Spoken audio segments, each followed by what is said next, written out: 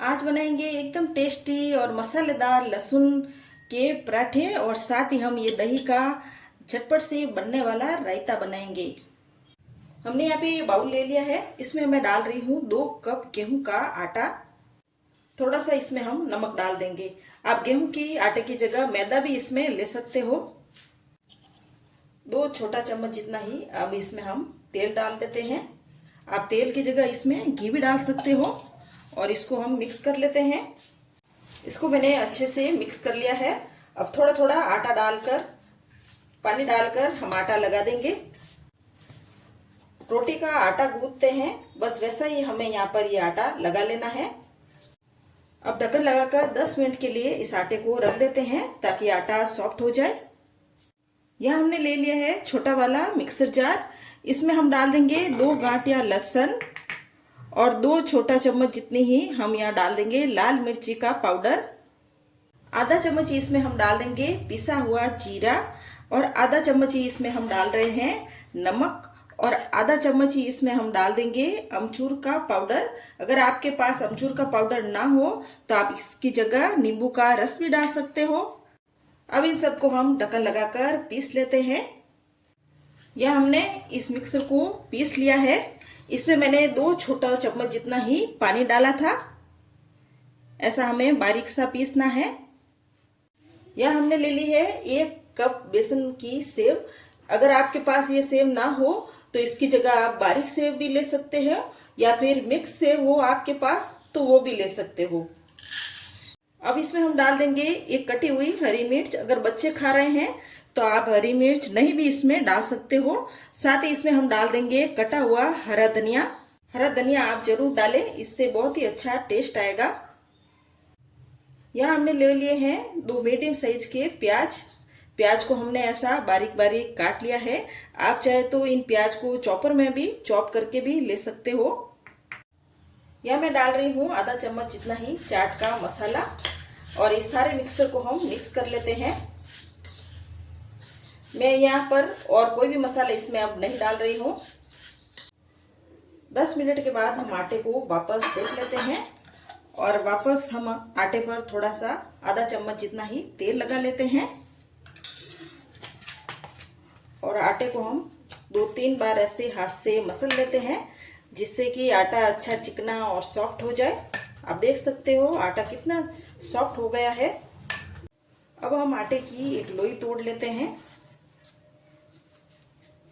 और एक medium size की हम यहाँ पर एक लोई बना लेते हैं। इस लोई को हमने सूखे आटे में लपेट लिया है। अब इस लोई पर हम थोड़ी सी कलौंजी लगा लेते हैं जिससे कि इस पराठे का लुक अच्छा आएगा। और थोड़े से इस पर हम लगा लेंगे तिल और हाथ से दबा लेंगे जिससे कि तिल और कलौंजी अंदर तक बैठ जाए। अब इस लोई को हम हल्के हाथ से बेल लेते हैं। अब इसको हमने रोटी जितना ही बेल लिया है। अब इसे हम उल्टा कर देते हैं। उल्टा करने के बाद जो हमने यहाँ पर ये रेड चटनी बनाई है, इस चटनी को हम इस पूरे पराठे पर हाथ से फैलाएंगे। ये चटनी बनाकर आप 1 हफ्ते के लिए फ्रिज में रखकर भी खा सकते हो या इस चटनी को बनाकर आप कहीं सफर में भी लेकर जा सकते हो। चटनी हमने यहाँ पे लगा ली है।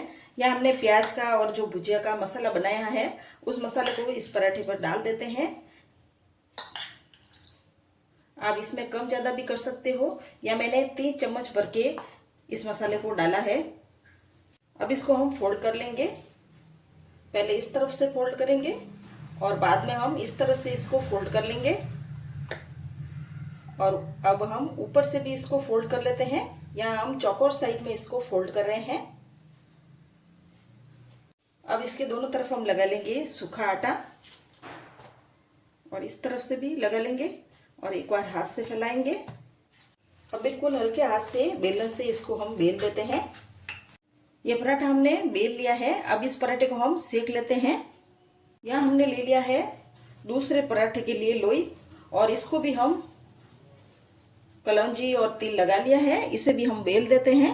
अब इस दूसरे पराठे पर भी हम ये मसाला डाल लेते हैं। ये पराठा बनाने में बहुत ही आसान है और घर के पड़े सामान से ही इस पराठे को आप बना सकते हो। अब हम इस दूसरे पराठे को भी बिल्कुल हल्के हाथ से बेल देंगे। मैंने यहाँ पर ये 2 पराठे आपको बना के बताए हैं। जो हमने मसाला बनाया है उस मसाले में आपके 5 से 6 पराठे आराम से बन जाएंगे। हमने यहाँ पे ये लोहे का तवा ले लिया है, इसके ऊपर हम पराठा डाल देते हैं।